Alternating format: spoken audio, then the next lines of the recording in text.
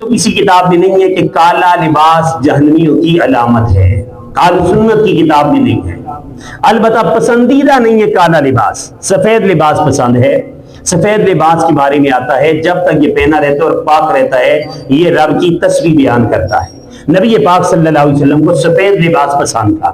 کالا لباس کے بارے میں آل تشیع کی کتابوں میں ہے، اصول کافی میں ان کا یہ موقف ہے کہ یہ جہنمیوں کا لباس ہے۔ تو آل تشیع کے نزدیک کالا لباس جہنمی پہنتے ہیں، آل سنت میں اس کی کوئی سختی نہیں ہے، آپ پہن سکتے ہیں، لیکن محرم میں بالخصوص نہ پہنیں، کیونکہ حدیث پاک میں جو جس قوم کے ساتھ زیادتی اور ترقی کا سبب بنے وہ اس کے ساتھ جائے گا۔ تو محرم میں آپ کو پتہ ہے شیعہ حضرات پہنتے ہیں کالا لباس ہے، تو اس لیے کوئی محرم میں پہنے گا تو آل تشیع کو ترقی رہے گا۔ تو ہم آل سنت ہیں، آل تشیع کو ترقی دینا ہمارے خواب میں بھی آ سکتا نہیں ہے، اس لیے محرم میں نہ پہنے، باقی پہن سکتے ہیں، لیکن نہ پہنے تو بہتر ہے، نہ پہنے تو بہتر ہے۔ البتہ شیعوں کے نزدیک وہ بندہ سیدھا جہنمی ہے جو کالا لباس پہنے گا، رب پہننے سے محفوظ فرمائے۔